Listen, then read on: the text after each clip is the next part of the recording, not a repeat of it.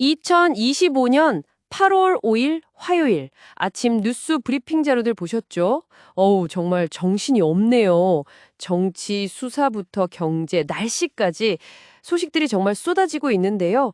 이 정보의 홍수 속에서 당신이 꼭 알아야 할 핵심, 그리고 그 이면의 의미까지 저희가 한번 짚어보겠습니다. 네, 오늘 자료들을 보면요. 여러 갈래의 압박이 동시에 느껴지는 그런 상황입니다. 특히 여러 특검 수사가 동시다발적으로 진행되면서 그 파장이 어디까지 미칠지 가늠하기가 좀 어려운 국면인데요. 단순히 사건 하나하나를 보기보다는 이게 다 어떻게 얽혀 돌아가는지 좀 큰 그림을 보는 게 중요해 보입니다. 맞아요. 가장 눈길을 끄는 건 역시 김건희 여사 관련 특검 소식 같아요. 특검팀이 윤석열 전 대통령 체포 가능성까지 언급했다는 점, 이거 상당히 이례적이잖아요. 과거 최순실 씨 강제구인 사례를 꺼낸 건 글쎄요, 단순 압박인가 싶기도 하고 아니면 여론전 성격도 있는 것 같고 어떻게 보세요? 맞습니다. 그게 법적 절차를 넘어서 과거의 강력한 수사 선례를 딱 상기시키면서 수사의 정당성 그리고 강도 이걸 부각하려는 의도가 좀 엿보이는 거죠. 김 여사 소환 앞두고 전 수행비서나 그 김영선 전 의원 그리고 소위 집사 게이트 관련자로 지목된 HS그룹 조현상 부회장까지 조사가 이루어졌다는 건요.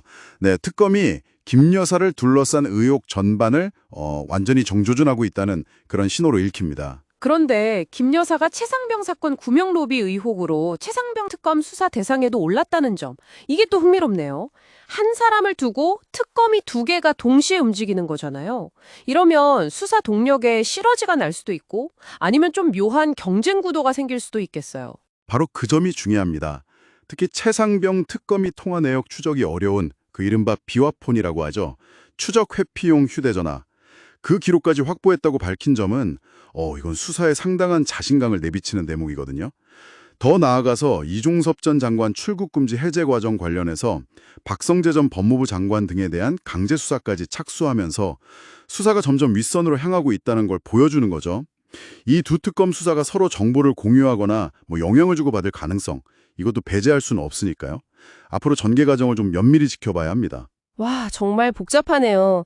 이런 상황에서 정치권은 또 정치권대로 시끄럽습니다. 국회에서는 방송법 필리버스터 이게 계속되고 있고 국민의힘은 경제 리키기 이걸 내걸고 강경투쟁을 선언했고요. 네, 반면에 정청래 대표 체제를 이제 막 갖춘 민주당은 검찰, 언론, 사법개혁 이 깃발은 높이 들면서도요. 세제 개편 같은 민생 문제에 있어서는 대통령실과 협력할 수도 있다. 이런 좀 유연한 태도를 보이고 있죠. 그러니까 강대강 대치 속에서도 각자 다른 생존 전략을 모색하는 그런 모습입니다. 당신이 주목해야 할 부분은 이런 정치적 대립이 실제 정책 추진엔 어떤 영향을 미칠지 바로 이 점일 겁니다. 국내 상황이 이렇게 좀 어수선하지만 외교는 또 다른 축으로 움직이고 있는 것 같아요. 강훈식 대통령 비서실장이 곧 한미 정상회담 열릴 거라고 예고했고 이재명 대통령도 기업활동 지원 이걸 연일 강조하면서 경제 행보에 집중하는 모습이거든요. 실용주의를 내세우면서 국내 정치와는 좀 별개로 경제, 안보 현안을 챙기겠다 이런 의지로 읽히는데요. 네, 그렇죠. 정치적으로 아무리 경랑이 몰아쳐도 국장 운영의 다른 축은 계속 가동되어야 하니까요. 한미 관세 협상 이후에 우리 정부가 내놓은 국내 기업 지원책이라든지 또 정동영 통일부 장관이 북측과 접촉 시에 인도적 지원 목적의 남북협력기금 집행 재개를 시사한 것. 이것도 같은 맥락에서 볼 수 있습니다. 작년엔 집행액이 아예 없었거든요. 그러니까 작은 변화라도 의미가 있을 수 있죠.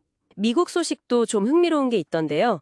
트럼프 행정부가 자국 조선업 부활 이걸 외치고 있지만 실상은 군함 건조는커녕 유지 보수도 쉽지 않다. 이런 내부 비판이 나온다는 거예요.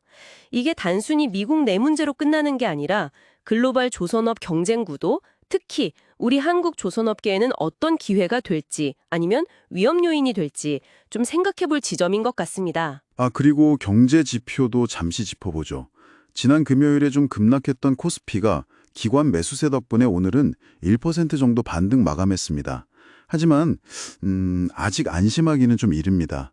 대외적인 불안 요인이 여전한 만큼 증시를 포함해서 국내 경제 동향은 계속해서 주의 깊게 살펴야 합니다. 변동성이 크다는 점을 꼭 염두에 두셔야 하고요. 네, 그리고 안타까운 사회 뉴스도 들어와 있네요. 포천 농협 직원이 고객 돈 수천만 원을 훔친 사건이라든지 울산에서 발생한 교제 폭력 사건 같은 것들. 삶 사와 안전망에 대한 고민을 다시 하게 만들어요. 날씨도 정말 변덕스럽습니다. 남부지방 폭우가 끝나기가 무섭게 전국적인 폭염이 다시 기승인데요. 오늘 서울이 33도, 경산은 36도까지 올라간다고 예보됐습니다. 그런데 이게 끝이 아니에요. 모레부터는 다시 중부지방부터 국지성 오후가 예상된다고 하니까요. 정말 예측 불가능한 날씨에 대비가 꼭 필요해 보입니다. 대립, 경제적 불확실성, 외교 현안, 그리고 예측 불가능한 기후변화까지 정말 여러 전선에서 동시에 위기와 과제가 겹쳐 있는 그런 형국이네요. 그렇습니다. 이렇게 동시다발적으로 벌어지는 사건들이 단순히 그냥 개별적인 뉴스로 끝나는 게 아니거든요. 서로 어떻게 연결되고 또 영향을 주고받으면서 우리 사회 전체의 방향을 만들어가는지 이걸 주목해야 합니다.